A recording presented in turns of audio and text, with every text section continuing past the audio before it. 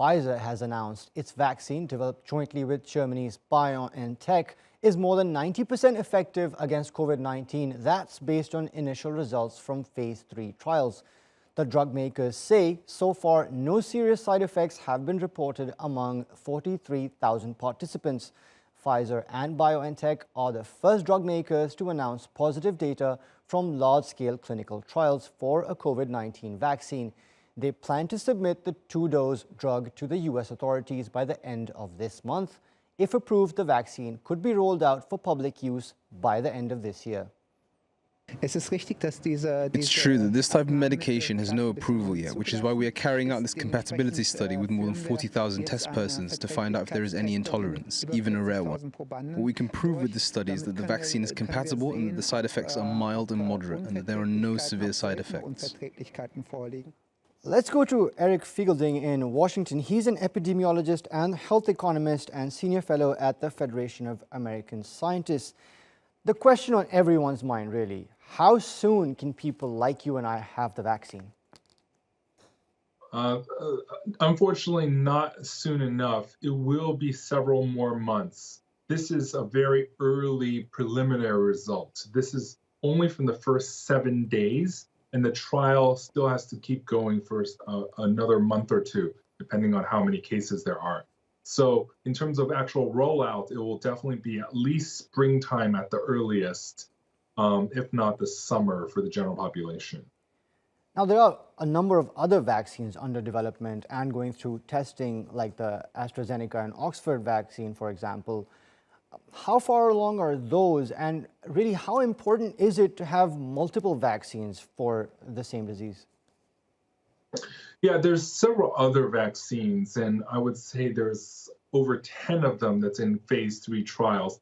And there's different vaccine technologies. mRNA is just one type of vaccine technology. There's older ones, and the Oxford one is based on adenovirus, the delivery system.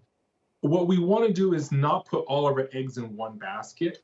And what could happen is some vaccines have great efficacy early on, but then wanes, while other vaccines could have a slightly lower efficacy early on, but actually can be persistent long-term for many, many years.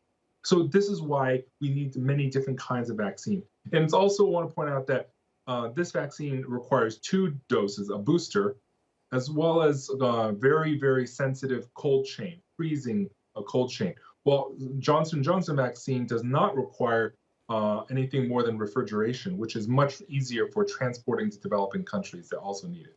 What about these other strains of the virus that are emerging? Is that something that's a concern even with a vaccine?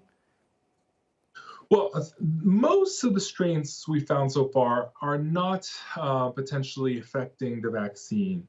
But, you know, the latest finding in Denmark, and which actually led to Denmark Prime Minister announcing the culling of all 15 million minks, is that the new strain in the minks may affect the vaccine efficacy, and that's why they wanted to quickly wipe it out. But we haven't seen detailed data on that yet. But it is a chance, but very highly unlikely that it would negate all vaccines. This is another reason why it's important to invest in many, many different vaccines and not just 1 or 2. And very quickly, we've seen a very good response from the stock market to this announcement, but cases are rising at record pace in the US, in many European countries. How much longer do countries have to go on with lockdowns and other restrictions? Yeah, I think the lockdowns additionally may have to be implemented, because what happens is if you don't do other public health measures well, whether it's mask wearing, distancing, and airborne transmission risk mitigation, whether it's filtration, ventilation, all these things, if we don't do those things well, then it'll get out of control, and then you'll need lockdowns, which is unfortunate but necessary. And until we get our vaccines, we have to rely on these public health measures. Thank you so much, Eric Feigl-Ding from Washington there.